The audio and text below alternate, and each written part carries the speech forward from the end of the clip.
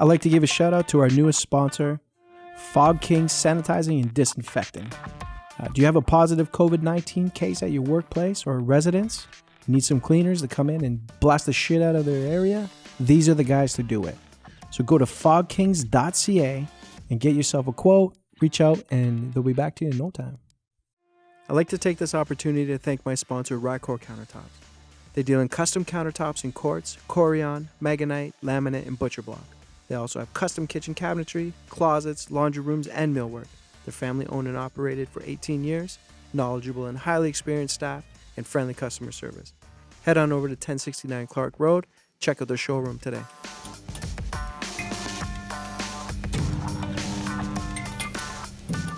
We're ready to rock and roll. I'm excited to be back.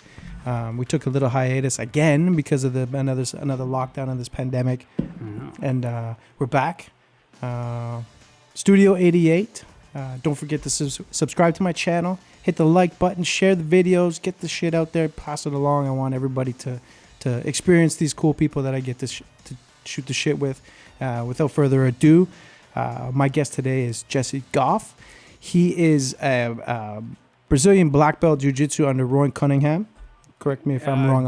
Rowan Cunningham and Jake McKenzie. Right, and he is the little man you'll see on the side of a cage at a UFC fight, and you'll see guys like Chad Laprise or Jesse Ronson. This is the jiu-jitsu coach who is the mastermind behind these guys' ground game. So, and I've known you for quite a long time. Yeah, it's been a while. Since like the very first, the old adrenaline. Yes, but I don't know you. I see you in passing. You're always very professional. You've always been the front door guy. Hey man, hey. You know what I mean? Your personality is large. Thank you. But I never really said, hey bro, what's the fucking story, man? Where are you from? What's the deal? Because again, sometimes it's a professional relationship. You don't get to catch these moments, and that's why I reached out to you, because I want to know what you're about, man. So, are you from London here, bro? Not originally. No. What's the deal? Where are you from? I was born in Hamilton. Okay. But I've moved around a lot growing up. Lots of moving. I think I've been to like 12 schools my whole life. Okay. So what's with all the moving? My single mother. Okay. Lots of moving. She took us around. Different opportunities opened up for her. So we'd go to that city, and seemed to be like every couple of years we'd move. So just a habit, right? And after a while, the last place I ended up in was Sudbury. I was there for a few years, living with my dad, and wanted to get out of there, get a change. I wasn't making the best choices. I was young and wanted to get out, and my mom gave me the opportunity. We ended up meeting up in Toronto, and we were there for about a week, staying with one of her friends, and then she just asked me, hey, what do you want to do? Where do you want to go? How old were you then? I think it was about 19, 20. Okay. How old are you now? I'm turning 40 in a few months. Oh, wow. Yeah. So. I have a funny story about age. I'll tell you in a minute. It's true. Did I tell you this the other day on the phone? That's really funny. I'll get back to it. Remind me to tell you about the age thing. All right. So I gained a year. Oh Jesus. Okay. Yeah, I'll tell you after. So made the choice to move to London, and been here since 2001. And for me, this was it. I said to myself, this will be it. I will stop moving. Like I cemented London is my home. Yeah. So I've been here for 20 years now. So. Okay. So you've been here the same amount of time I've been here. Yeah. So I moved here when I was 20 from Toronto. All right. And I'm 41 now. I thought I was 42. The whole year I've been telling everybody I was 42. I'm turning 43. Holy crap. And I really believed that until I did the census for the government online. Okay. And then when it said verify that Jamie Champion is 41 years of age, I had to go back to make sure I put the right date in. I'll go, fuck, I'm 41. I thought I was 42 turning 43, so now I'm really 41 turning 42, so I gained an extra year. And I'm like, fuck, I smoked too much pot. Maybe that's the issue. So you resided here. Were you always in martial arts as a kid, bro? Or was that something how did this whole Brazilian Jiu-Jitsu journey start for you? How did that happen? I didn't start in Brazilian Jiu-Jitsu. So when I first started doing martial arts, I was really young. I was about 5 when I first got introduced into it. My dad was a brown belt in Kung Fu. Okay. And he kind of would mess around with me, teach me little things and stuff. He's really my first instructor. And then my parents got divorced right around that time. Okay. And we floated around and didn't really have any outlets, and then I was around 7 years old, And my mom, we were living in North Bay, and she took me to the Army base on North Bay, and they had a karate school. Okay. And that was my first actual going to a martial arts school. And it was I was there for a couple of years, got a yellow belt, and then we ended up moving, and then I didn't continue. My mom had a hard time financing it, right? So I would have to just practice what I knew. When I'd visit my dad, he would teach me stuff. Yeah. And then I got another chance when I moved to Sudbury. The first time I moved to Sudbury and got back into karate again, was there for a few years. And they really liked me. They thought I really excelled at martial arts. It kind of was my thing. And ever since I was a kid, my mom and my mother and my sister always told me, like, you should be a martial arts teacher. And I just never thought, like, you can make a living at this. Like, that's actually a thing. And I just no, I'm not going to do that, right? My big dream was I wanted to be a rapper. Yeah. Like, from high school because on, I love your take. And that's the first thing I noticed about you is when, I don't even remember where it was. It might have been one of like those, like a smoker show at the gym I went, and I was like, my first time kind of going around the I might have DJ'd one. I think I might have DJ'd one. And then I was like, dude, I like this guy. The way everything he plays is all the right hip hop. It's not the same as I've even commented on the podcast. I'm like, he's got great taste in music. Yeah, I heard that. So when someone has great taste in music, how could you not like that guy? You know what I mean? Because he's like got good taste in music. Yeah. So where did that come from? You wanted to be a hip hop artist. I wanted to be a hip hop artist. I don't know. Like after I had stopped doing martial arts, I was around maybe, I think 13 or 14, like 94, around 94. Yeah. I kind of like got involved in, in all the wrong stuff, and you're around those, you're around the streets, you're messing around with people, and just hip hop was always my most influential music ever since I was a kid, even before then. What's your favorite? That's hard. Of all time? Yeah. What do you What are you bumping today? What were you listening today while you were getting ready? Because I know you were the type to listen to music while you're getting ready. Nipsey Hussle. Yeah. Who else? There's so many I'd listen to. Pusha T. I really like Pusha T. I know a lot of people don't realize how good he is, but he's really good. Method Man, Redman. Yeah. Always. There's just something about that level of MC that. So you like the New York style, East Coast. Well, not Das necessarily. Effects. Das Effects is by far one of the sickest. Smith ever. and Wesson. Smith and Wesson. The one I'm listening to the most right now is actually not even a really known rapper. He's actually my nephew. Really? So yeah, he goes by Broken Boy. Okay. And he's just been doing his own thing on Spotify and stuff, and he's gotten up to 5 million views on stuff, and I bought his music on iTunes, and I was just freaking out. Really? I didn't realize he was so that you liked big. It? Oh, absolutely. In the beginning, when he was young, yeah. he kind of was putting beats together for himself and on professional boards on a computer, and I was like, that's amazing, dude. You're only 12 years old, and he's that's easy. And I'm like, that's not easy, kid. That's that's incredible, right? And then he just kind of stuck with it, and now he's 20 years old, and he's making music and doing his own thing, and it's I couldn't be prouder. It was it's cool. It's music wasn't supposed to be my thing, and that was my big thing. I chased that hip hop dream for so long. When I first moved to London, I spent 10 years just in the downtown scene, trying to get to know people, do some stuff, and it just wasn't working out for me. It's this is the time where a lot of not lyrical rappers are not conscious rappers were being more popular, and I just don't connect with that kind of music, right? I wanted something you got to say something. It's I was telling my nephew in the beginning. I was like, you're very talented, you can rap. I said, but you're not saying anything. I said, you have to connect to your fans. I said, why do people look at Tupac like he's just the biggest thing ever? And he was, because everybody, it doesn't matter your race, religion, whatever. Anybody can find a song that he connected with you. He's that good at that. That's why he's one of the best ever. Not even just rappers, just he was poetic even in the writing. It was it was, So if you got to ask my favorite, it'd probably be Tupac. It's by far my favorite because I connected most with his music, and my nickname in high school was Tupac. Really? That's what they called me when I lived in Sudbury. It was my nickname because I would be rapping his songs all the time, and it was always just I could connect to what he had to say because he said about a lot of different things, and it was I was like, okay, I can relate to that. There's what song? Oh, what's the song I was just thinking about the other day? Part-Time Mother. It's not even a popular song on a popular album. It was on his first album, Tupacalypse Now. Yeah. But if you listen to it, it's like, wow. Like he's talking from like a perspective of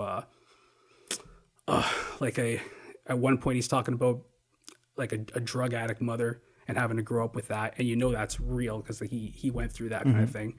And then the next perspective is a young girl being raped by a like family member and having to go through that and her mother not believing her and stuff. It's just like, what a powerful song. Brenda's Got a Baby.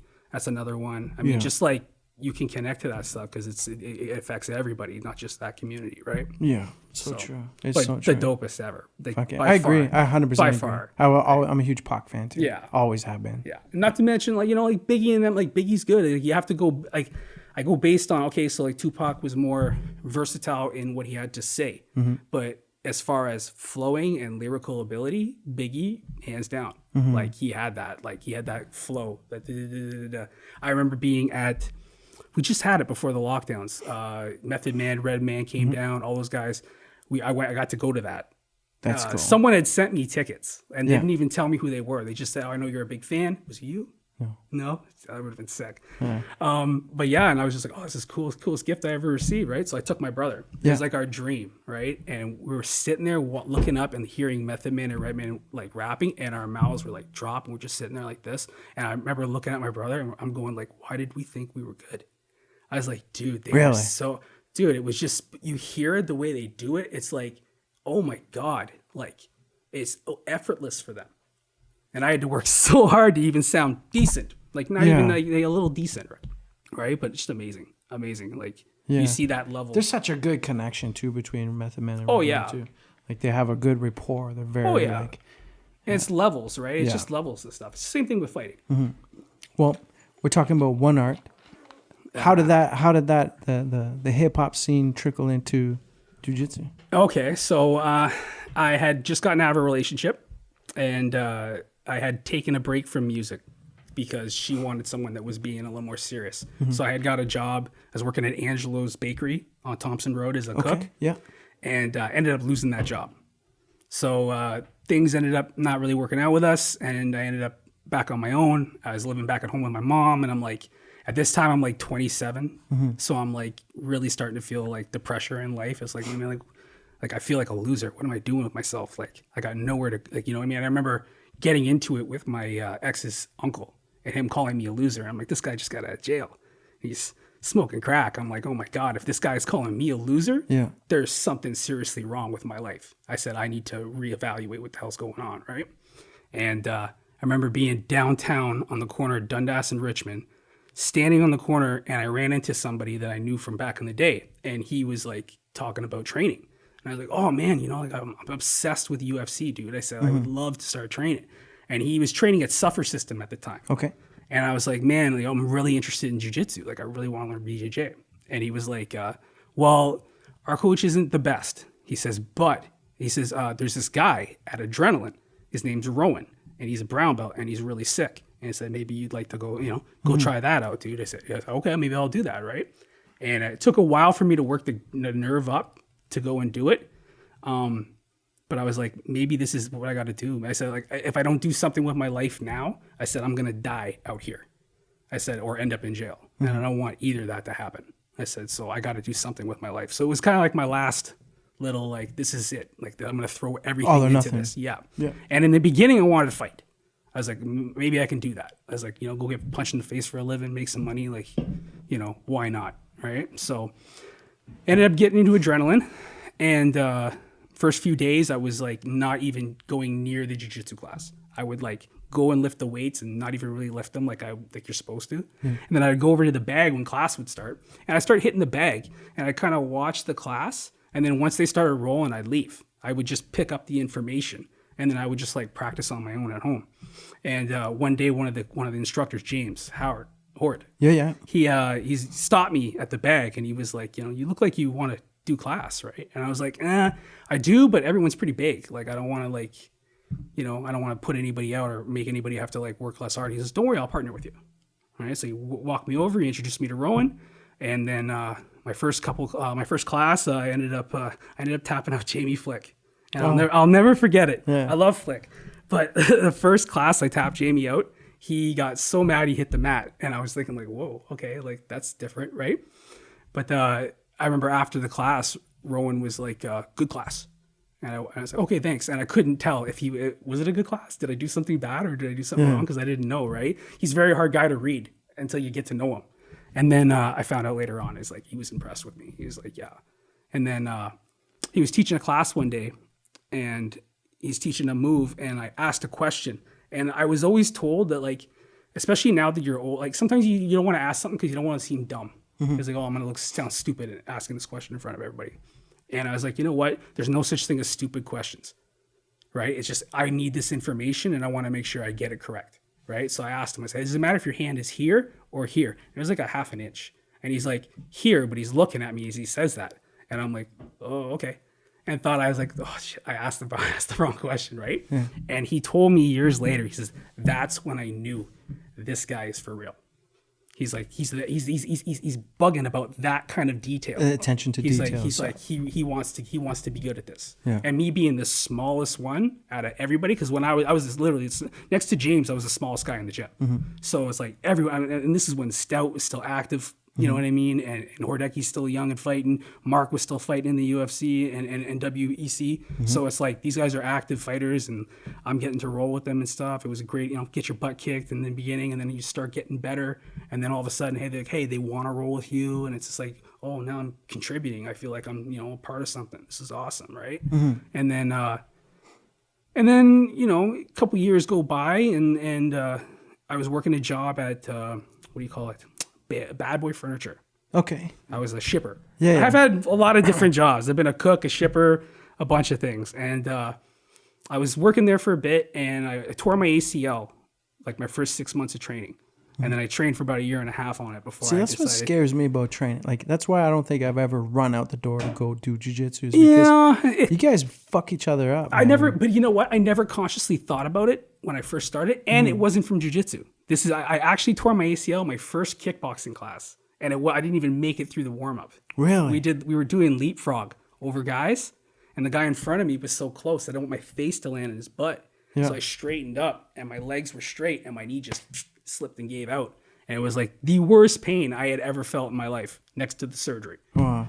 Yeah, it was pretty bad. And then, it's like, I remember getting up and walking around a bit and Rowan was like, are you okay? You okay? And I'm like, yeah, I'm fine. I'm good. And he's like, no, bro, you're going to be done. You're going to be done for a bit. And I'm like, what do you mean? He's like, you got to go to the doctor and get that looked at. That could be, torn. He said, if that's your ACL, he said, that's like a year off. I'm like, no, dude, I don't have a year. I can't take a year off. I can't do that. Like, I just started doing this. I want this so bad, right? And then, so that didn't happen. I ended up taking 3 weeks off, let it, to a point where I felt comfortable that I can do something. And then I just started coming back. And the guys were like, what the hell? And a few of them, Pete Brown would call me. He goes, oh, what are you doing here, Sarah? Shouldn't be here. Everyone called me Matt Sarah in the beginning. They all thought I looked like Matt Sarah. Yeah, I get that a lot. Yeah. And it is crazy. It's because you have a permanent 5 o'clock shadow. Probably, yeah. That's probably what it is. Yeah. And then, start training a little bit more and just found that, that's where I wanted to be.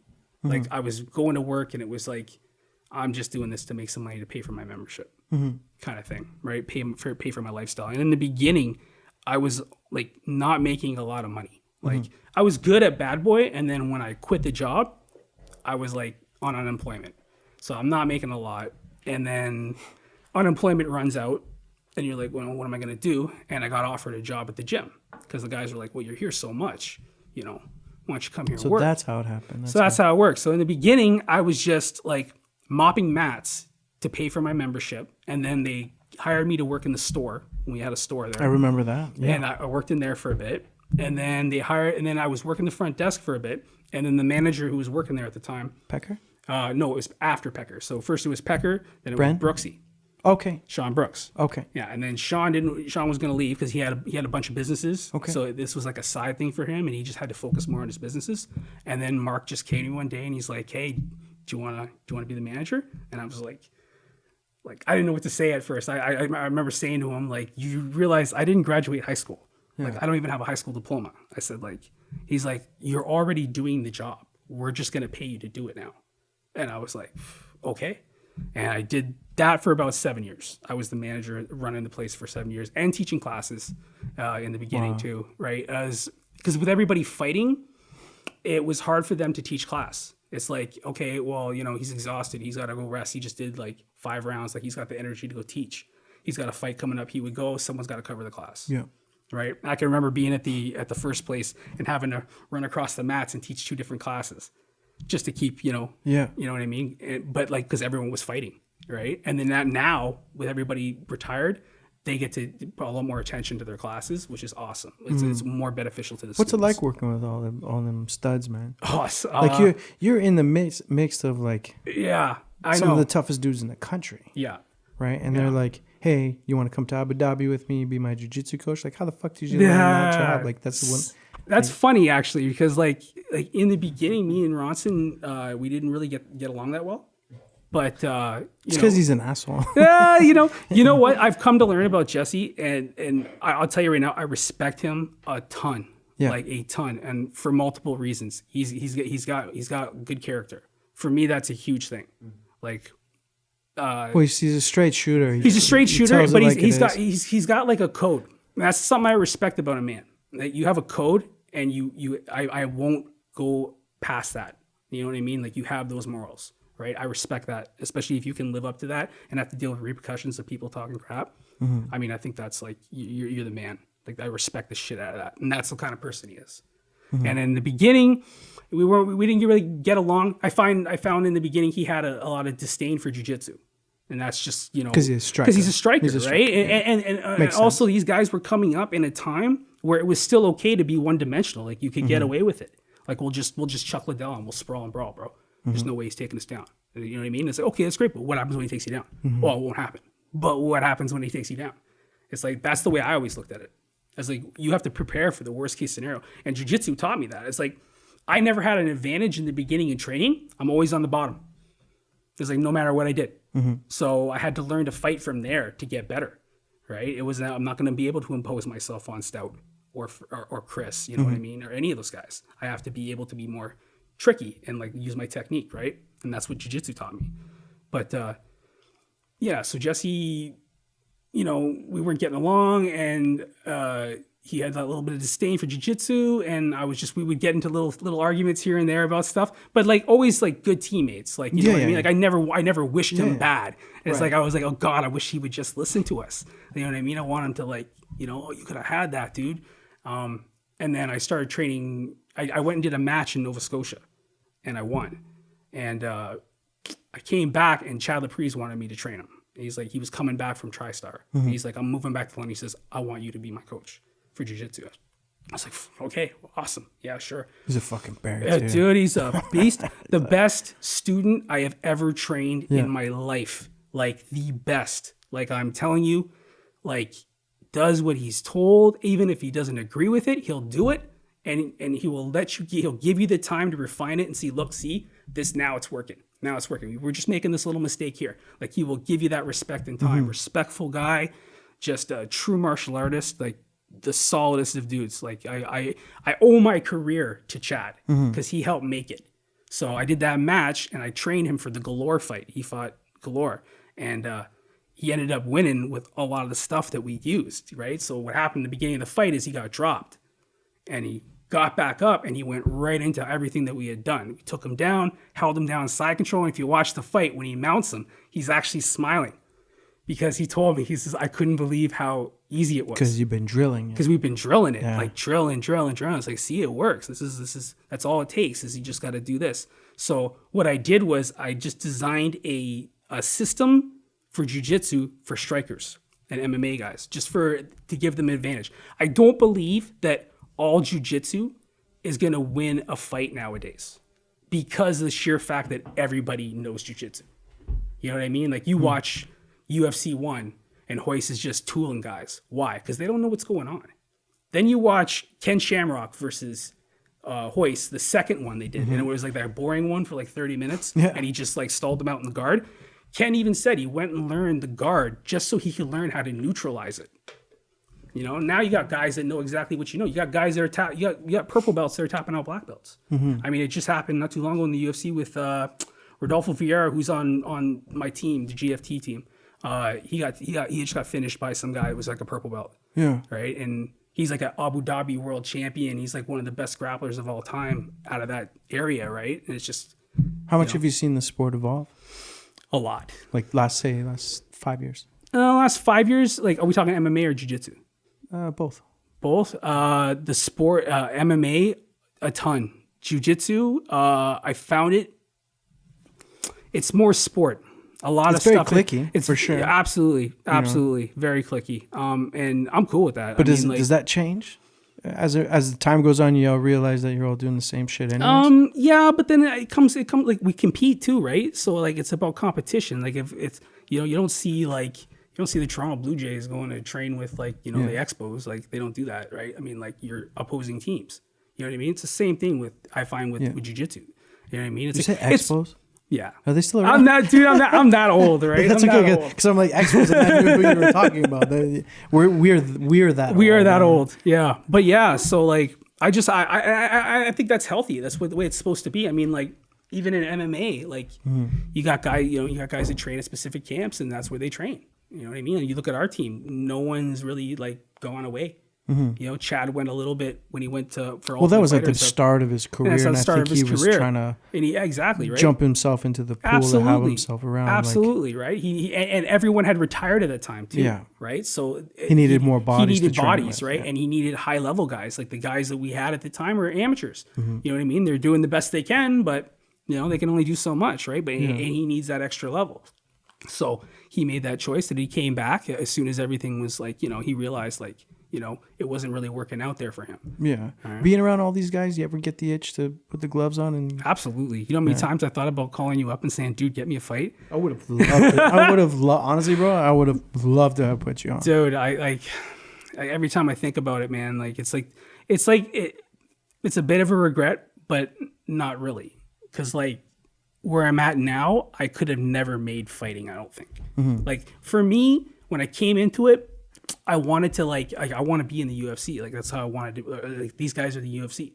They're at the peak of the top level. Like for me to represent them is like you have to be able to perform at that level. The last thing I'd want to do is go in there and get tooled and embarrass my club. Yeah. You know what I mean? Especially representing these guys. And then that's never put on you. Like they never say that to you. That was just my own mentality, right? I think that's the thing about I like about Mark the most. Like Hominick was like, when I started to get to know him and like his personality and stuff, like the guy is the machine for a reason. Yeah. Like he's a soldier, like the most disciplined guy, one of the most disciplined guys I've ever seen in my life. But just like his mindset is if he can't be the best, you know what I mean? There's just no point. Yeah. Like when he retired, like he didn't you know what I mean? Like that was a hard decision for him to make. Like he had fought for a title and then he's like, it's not going his way anymore. And it's like, what does he do?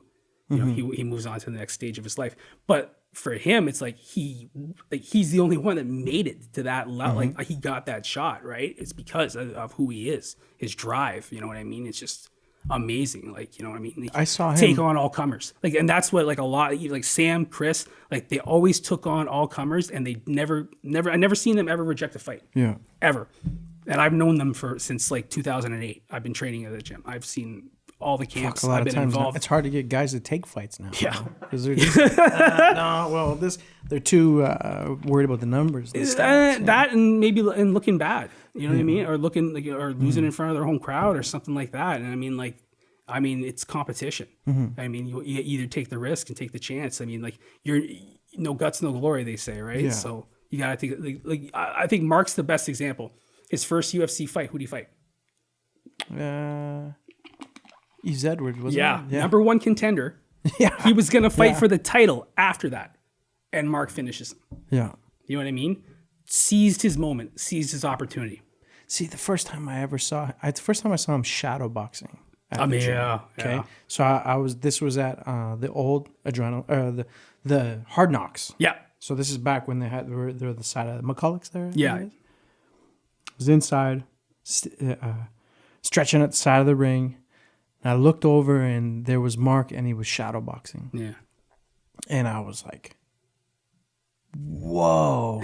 Like just the breathing, his movement, the commitment to every combination that he was throwing. Like there was just that aura about him And that intensity, was completely different from anybody. And I've seen hundreds of dudes shadowboxing, bro.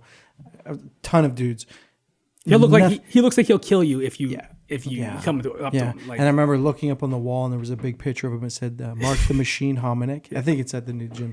we have it up. He's laying in the body shot. That was like, that's an old banner. It's a gigantic banner. Yeah. But I knew something as soon as I saw him, that there was something special about him. Absolutely, and but again, it's his drive. He's really taken on the whole leadership role since Sean passed, and it's not easy. That's like, there's big shoes to fill, right? Yeah. And he doesn't even try to. Did you know Sean well? I got a small opportunity to spend with Sean, and not a whole lot. He came down a few times for some camps, and I got to know him. I actually got to see them the night before he died. Okay. So he had come. He was cornering Jesse Ronson in Hamilton for a fight, and he needed a shirt. So I gave him one of the adrenaline shirts, and he's like, "Thanks, pal. Appreciate it, bro." Yeah. And then that was it. Next morning. How did the demeanor change with everybody? After his passing, everyone was really crushing. Like, you know what I mean? Like, I didn't even know Sean that long, and it crushed me. I mean, I had a small opportunity to spend with him, and but I learned a lot. I'll tell you right now, the man knew his stuff. Like, just about like even business and stuff. I remember him saying to me, like, your reputation's everything. You can ruin it in a second. He's like, so have a good reputation. Like, that makes a lot of sense. So true, bro. Yeah, I call it the Beacon score, right? It's like your credit. It's like credit, man. If you don't have a good reputation, no one's gonna trust you. No one's gonna work with you. Exactly. No one's gonna want to believe you anything that you do. Then you're just gonna. And Sean was anything that you do. Yeah, and Sean's the type of guy you could handshake him, and you could bet your ass he would keep his word. Yeah. Right. And his whole family is amazing. I got an opportunity to train both his niece and his nephew growing up, and his brother is like a good friend of mine. He's an awesome guy, and the family's just amazing, right? And they've done a lot for the community in martial arts. Yeah. But the time I got to spend, I remember sitting after a class Sean taught right before, and this is when he came down the last bit for the fight, and he just did this speech. He sat everybody in the mat, and he was just talking, and I remember sitting on the ring listening. I didn't get to do class because of working in the store, but I kind of like snuck out because I wanted to like pick up some stuff, and I remember hearing him talk, and I was just like, man, I would walk through the fucking gates of hell with this guy. Like, if he told me to do it, like, let's go. He's like that kind of leader, right? Like, the stuff he was saying is like, man, I get it. I totally get it. Like, he's just amazing. I know why these guys got to where they're at. Yeah, they all said it. They've all said it individually. When I've asked about, we talked about it, they all were like, as soon as I met this guy, I knew. Yeah. This was the guy. This is where I needed to be. This is like, it was. Sean had that aura, right? Yeah. Like I remember being like incredibly nervous being around him. Like, cause like I it's funny because like years before that, I was watching these guys on like the Fight Network, like in the TKO days, and I'm like, wow, like this is crazy. And then next thing you know, I'm like in a room with them, and then we're going out to dinner. You know what I mean? We're all sitting around talking and stuff, and I'm like one of the crew now, and it's just like, wow, this is like, I never thought my life would go here, right? And that for me, that was big.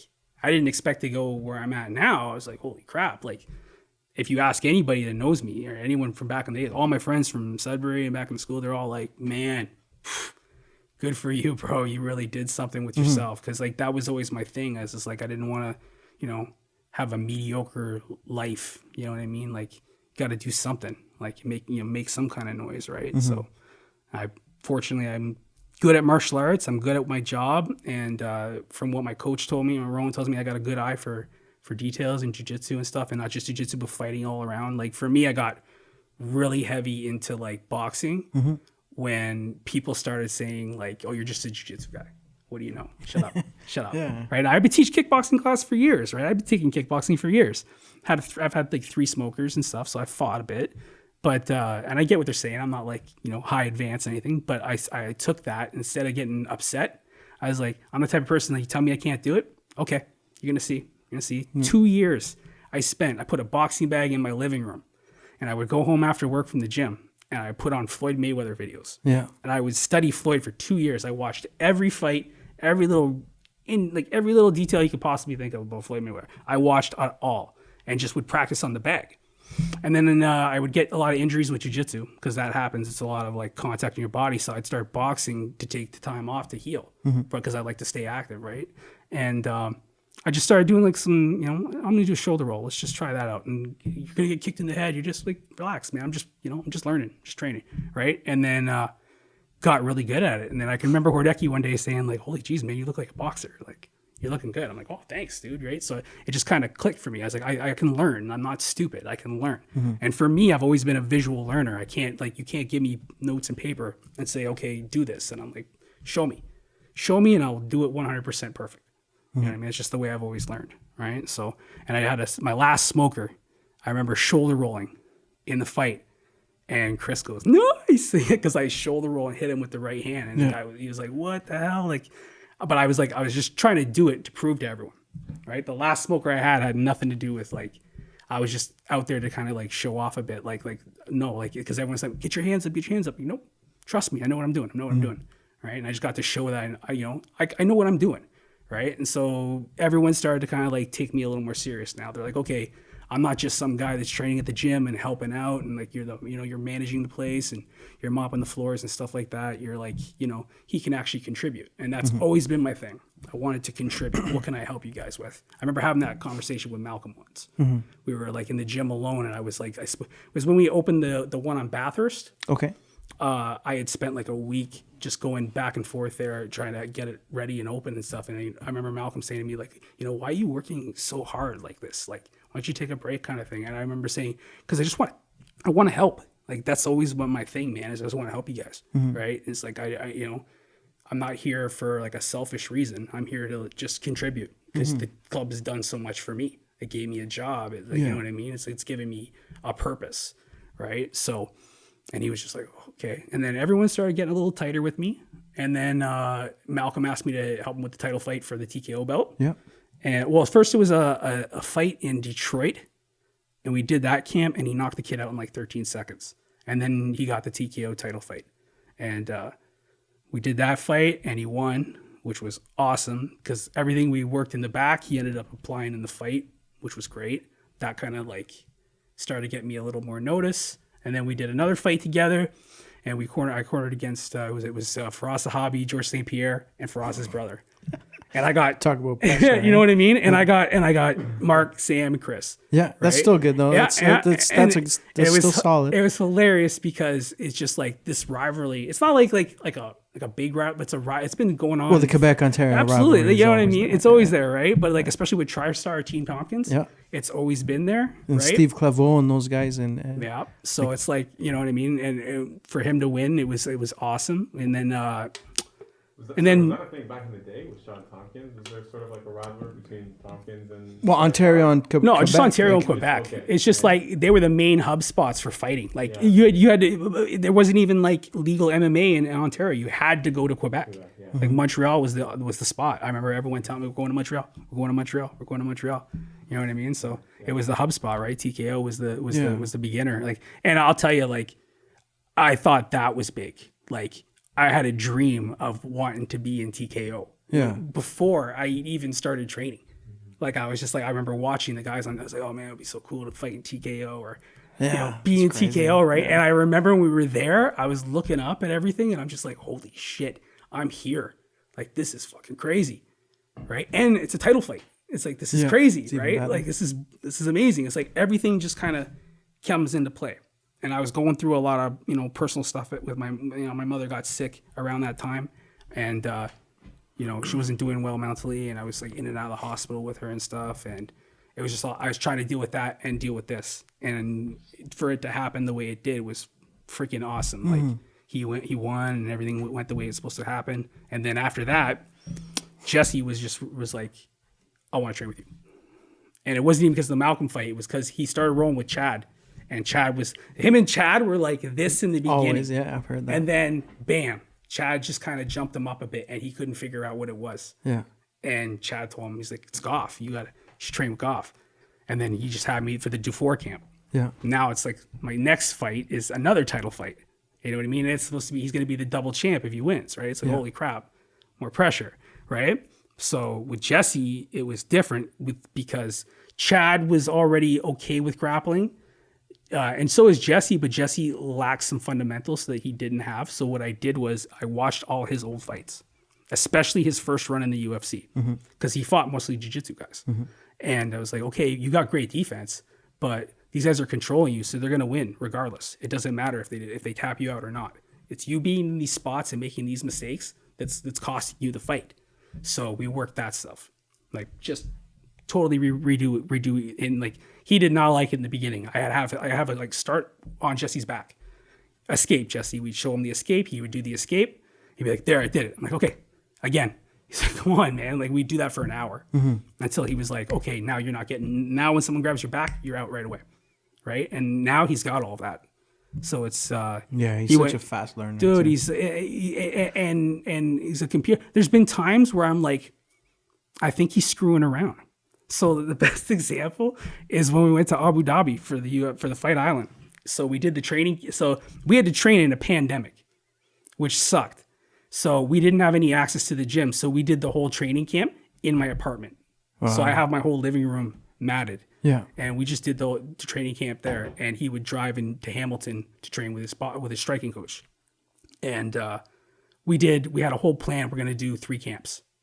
Because in the span of whatever it was, he said, I'm giving myself till July 25th. He says, if I don't have a fight by 25th, he says, I'll take some time off. I'm like, okay. So he would do. That's why he was so sharp when we went to Abu Dhabi. It was because like frig, he didn't. You know what's crazy is we had him on, and it was just before he even got the call. Yeah, and it was like a week before he got the call, and he was like, I remember he was almost like ready to pack it in. Like he was just like the 25th was the date. He was like, if nothing happens, he says we're gonna take some time and reevaluate. And I was like, okay. And then it was like 2 days like before the 25th. It was like 22nd. He called me. Or he just sent a text. He's like, he gave me a name. And I was like, what? He says, don't say nothing. He says, look him up. And I was like, oh my God, it was Dolby. And I was like, are you for real? He's like, Fight Island, we're going. And I'm like, oh my God, I couldn't believe it. I was like, UFC's been my dream. Like I had that one. Was that your first corner on the UFC? That's my first corner in the UFC. Okay. Was Fight Island. Okay. So for me, like that's the thing that's so wild about my career with this sport is like, all my opportunities have been freaking huge. It's like, it's not just some little show. It's like, it's a big deal. It's a TKO title. It's the UFC Fight Island. It's like the 3rd one that they're doing. And it's like, I get to be a part of this history. It was like amazing. Right. But like Jesse is like, we do class, we train, and it's like, he picks it. I think he just picks things up real quick. And I think he's just being like, in my mind as an instructor, I'm like, you're just being lazy. Come on, do it again. He's like, no, I got it. Let's go. Let's move on. And then I roll with him. And I'm like, what the fuck, dude? Like, are you screwing with me or something? He's like, what do you mean? And it's like, where was this in training? So when we went to Abu Dhabi, he's the only person he can train with is me for grappling. So we were grappling in the room and we're going over stuff. And he's doing things that we were doing in my apartment. And I'm like, and I was really worried because I was like thinking like, oh, he's not going to remember that, or this is going to be like, he's razor memory, bro. Yeah. And I'm like, dude, what the hell? Like, come on. He's like, what? I'm like, you screw with me. Like how, like you're doing everything. Like, what the hell? And he's like, don't worry. It's in there. I got it. Right. It's just like, it makes me more relaxed now that I know that he's that good of a student that he can pick it up. Right. That's why he's at where he's at. And it's like his past couple fights, both wins by submission, rear naked choke. You know what I mean? So I couldn't be proud of him for that, man. For sure. He's amazing. Like for especially with the way the Dolby fight went, it's kind of crazy. It's the happiest I've ever seen him. Dude. And even like, in the pictures, you're like, I've never seen him smile like that. Man. Like I've seen him smile, but not like cry that. and like cry. Like, and I've had to like share a couple experiences. Like, so the first UFC where he got cut, when he couldn't make the weight, I was there with him. Like that's like one of the first fights I got to help him with. And that was hard to watch, like to see them like crush him like that. Like you're done. You're never going to fight in the UFC again. Is what they said to him in the beginning. Right. And then just see that, he works so freaking hard and like he didn't do anything wrong. It was like, to not make the weight, he did a crash diet. And he lost a lot of weight real quick. And he's like, okay, sweet. So when he agreed to the fight, he was like, yeah, no problem. I'm on this diet. I'll make weight, no problem. And then bam, just stopped losing weight one day. And we just couldn't get it off, right? So they let him go on that one, right? So, but he's gotten more discipline. He's gotten more on like like a dietitian kind of thing. Like now he's got it to a science. Like I never have a he's problem. matured as a person Absolutely. too. Completely different. Absolutely. I've known Jesse since he was like 20 years old. Yeah. I've heard stories. Do you know what I mean? So he was like, I remember when he had no confidence. I remember when he was just learning and going through all this stuff. Yeah. And then you see him a few years later and you're like, it's a different guy. He's like mentally, he's strong. Like he does stuff too. Like I remember him as we're walking out, he's like, I'm like, what do you want me to say to you? And he just told me some very simple stuff. Like, relax, let it happen. You know what I mean? It will happen when it happens. Smart pressure, stuff like that, like simple stuff, right?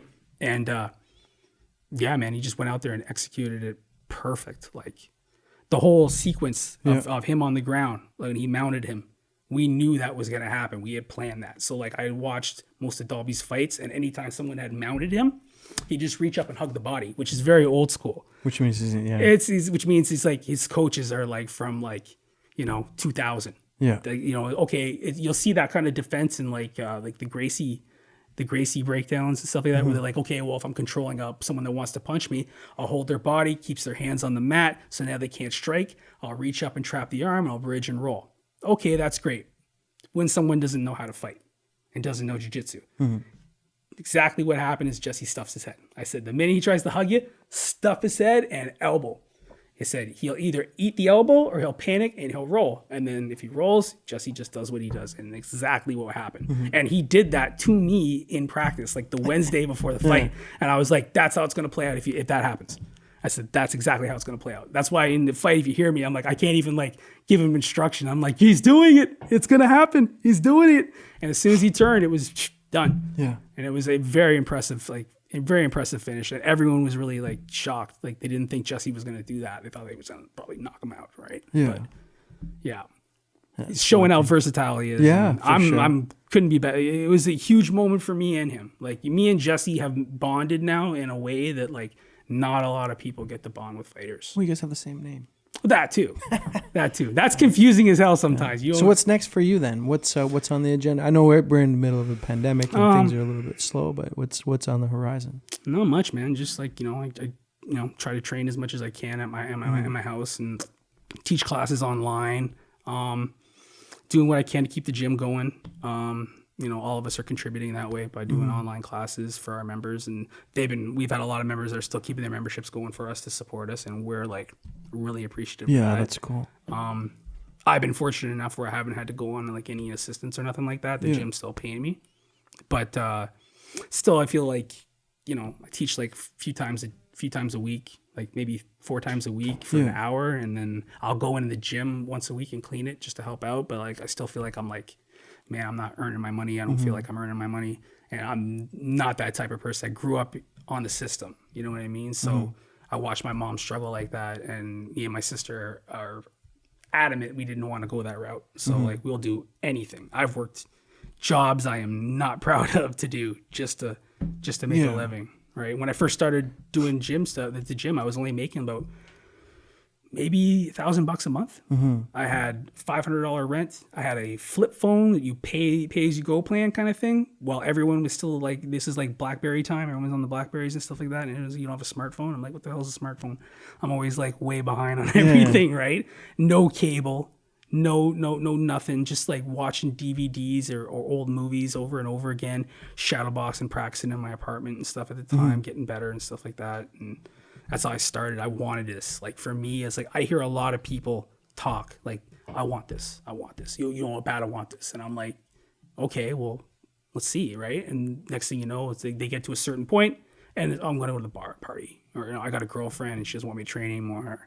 This and that, like a bunch of things. And I've run into all those situations myself, but I wanted this. It was like, especially my black belt. My black belt is my biggest achievement. Like more than the UFC or any of that stuff. Earning that was huge for me. Yeah, that's no easy task, man. It goes to show that commitment and hard work and persistence will always pay. And for me, especially like like I told you in the beginning, like I when I was younger, I'd start in martial arts, but I wouldn't finish it. Right. And for me, that was the biggest thing. I didn't want to and if I have this talent, I don't want to piss it away. My mother used to say my dad had a lot of talents and he just pissed them away. You know what I mean? And I never wanted that. And my dad never got his black belt.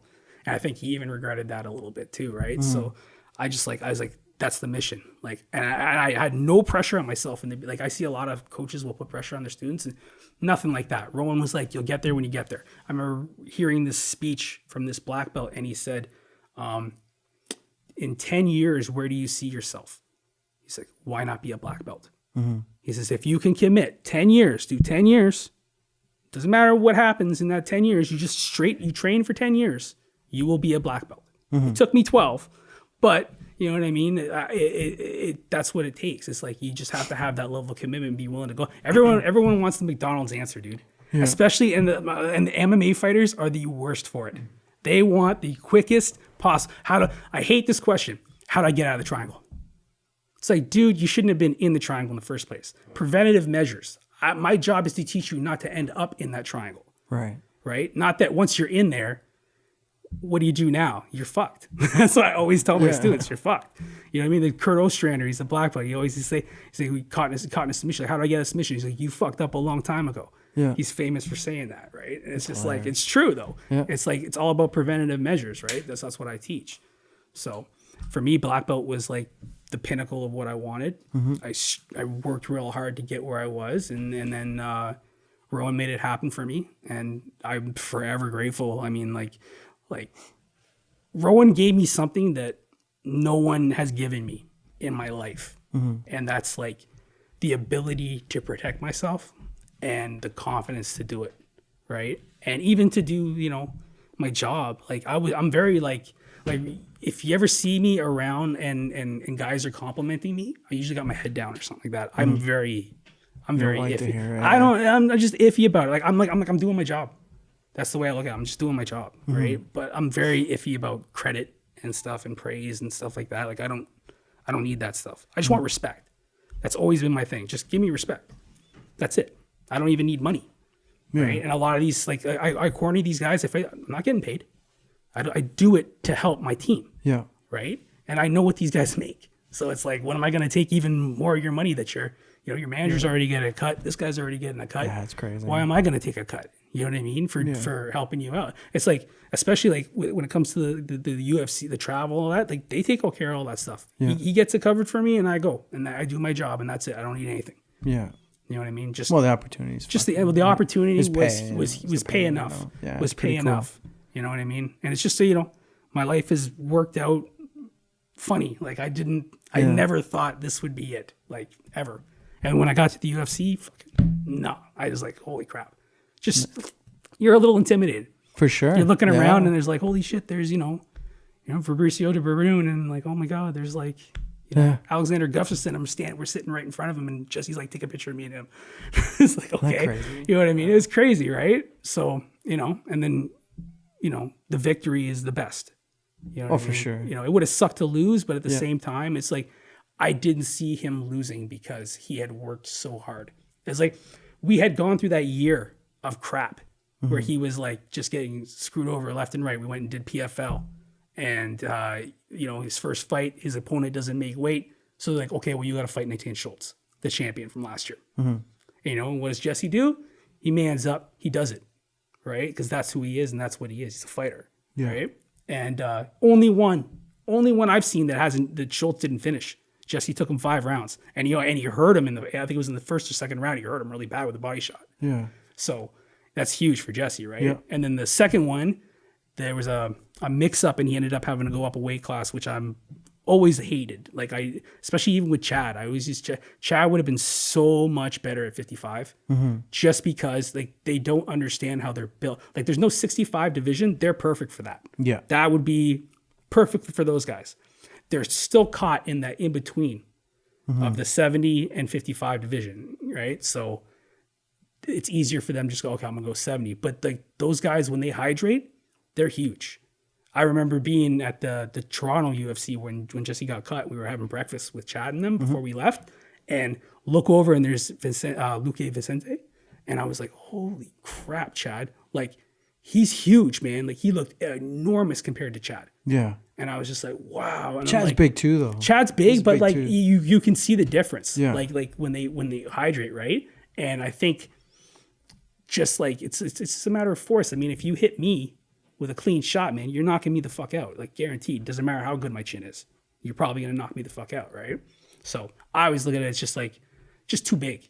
Yeah. I think they would have been better at 55, especially like with their power. Like, they hit hard. Like, Chad hits like a truck. I've seen Chad drop guys. Yeah. Right? Jesse knocks motherfuckers out for fun. That's what he does, right? So I was always just like, for them to be at 55 would have been way better. I think they would have had, you know. But now, you know, they made their, you know, Chad's very happy with his life and stuff. And, you know, Jesse's, you know, where he's at. Yeah. Jesse went back to the 55, which is smart. I told him no more 70. Like this the last one with Dolby was like, that is it. No more short notice fights and take it at a higher weight class. And like, you know what I mean? Like, you worked too hard to get where you're at now. Now it's your time to have your time. Yeah. Right. And I think he can, you know, he's going to give a lot of 55ers problems. Oh, for sure he will. In the UFC. For sure. Especially. Now he's much more well-rounded. So you're not going to catch him. Like, he's a different mindset too now. Absolutely. You know, he's way completely more different. It's like, he's like, I've been here before. Yeah. Yeah. It's like snow. Yeah. Yeah. He's come back with experience. Absolutely. You know? Yeah. Yeah. So how are we moving for time here? Okay, let's wrap this up. Okay. So we got Gordy Cunningham coming in next, making his professional debut. Another adrenaline standout. Yeah. But listen, bro, I appreciate you coming on, man. Thank you, man. It was really cool to shoot the shit with you and learn a little bit more about you. Because, like I said, you were kind of like this enigma that. Yeah, not to be very quiet. I see you. You've always been very respectful and very like. I appreciate easy to talk to. But it's always been like short conversations. Yeah. Hey, hey. Okay, man, see you later. You know, and then it was like, it was cool to be able to hang out with you for an hour and I appreciate and shoot the shit and learn about you. So thanks, I appreciate you. Any thanks you want to shout out to anybody? Or? You know, just you know, everyone. How can people find you if they want some jiu-jitsu training? So you can hit me up on my Instagram, which is at Albanian Nightmare. You can hit me up on Facebook. Just look up Jesse Gough, or you can go to the Adrenaline page and you can probably find me there. We're teaching classes online for free right now. So it's like Facebook Live. Hang in there, man. Yeah, dude. We've come this far. We're really, really trying. We're really trying. You know what I mean? For me, it's really hard not being like, especially my job is 90% touching. Yeah. So this has been really difficult for me, and I've tried to adapt in all ways. Yeah. So we're trying to do what we can. Fuck yeah. But we're gonna we got some good up and comers coming. You know, Matty Avorka. Yeah. We got Gordy. We got a whole bunch of guys coming up. So yeah, I can't wait. Yeah, can't wait to get some. I can't wait till you can start putting shows back on. We're gonna get the guys back out there. Yeah, 100%. I can't wait. Okay, ladies and gentlemen, Jesse Gough. All right, thanks guys. Appreciate it. Man.